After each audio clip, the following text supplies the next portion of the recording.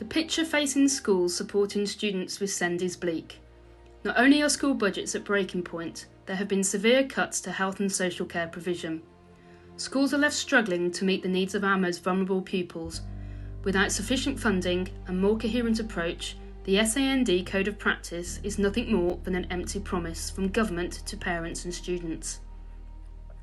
1 million of the recognised 1.28 million students with SEND do not have any additional funding afforded to them. That means that the financial burden of additional support penalises those schools that are the most inclusive. Another huge concern affecting the AP and PRU sector is a lack of referrals during the COVID crisis. Funding, therefore, for alternative provision is likely to be reduced in the not-so-distant future, just when we are going to need it the most. Over the past 9 months, I have heard from a number of senior leaders of pupil referral units and alternative provision providers expressing serious concerns about reduced funding for their schools. For many, a lack of referrals during this time of crisis has meant that there will be a significant decrease in pupil funding. Some have seen as much as 40% decline in referrals. In these schools, this would directly translate into staff redundancies and a reduction in provision for children and young people. There is no denying that funding for PRUs and AP is complex, inconsistent, and for too many, uncertain. APs are typically funded on per place basis.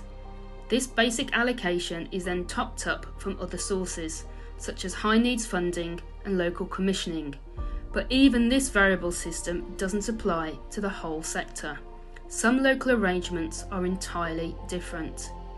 The underlying issue is that, like pupil premium funding, Education and Skills Funding Agency place funding is based on census returns on a particular point in time. It fails to take into account AP schools' fluctuating roles. Some moments in time will simply record more young people on roll in alternative provision. In normal times, this is problematic enough, but with the disruption of lockdowns and partial closures, it reaches potentially catastrophic levels. In practice, this means that head teachers who are already balancing lateral flow testing, making high levels of attendance as safe as possible, and coordinating provision on site and at home are now also beginning the process of consulting unions regarding redundancies. These are fundamental cuts to the provision they can offer. Without restructuring, many face running into budget deficits that can't be signed off. COVID may have slowed the movement of pupils from mainstream schools to AP, but the idea children's needs have reduced or that schools' ability to cater for them has somehow drastically improved is naive at best. All evidence suggests the opposite is true.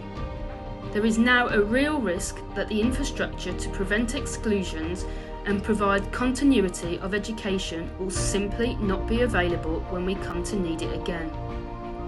Caring for vulnerable children surely deserves a long-term plan. That is why, if I am elected to the National Executive, I will be fighting for a national SEND campaign. A national campaign to reform the way in which alternative provision is funded, and one which also ensures that all SEND students have access to the support that they are entitled to when they need it, not just being added to a never-ending waiting list with the support often arriving too late.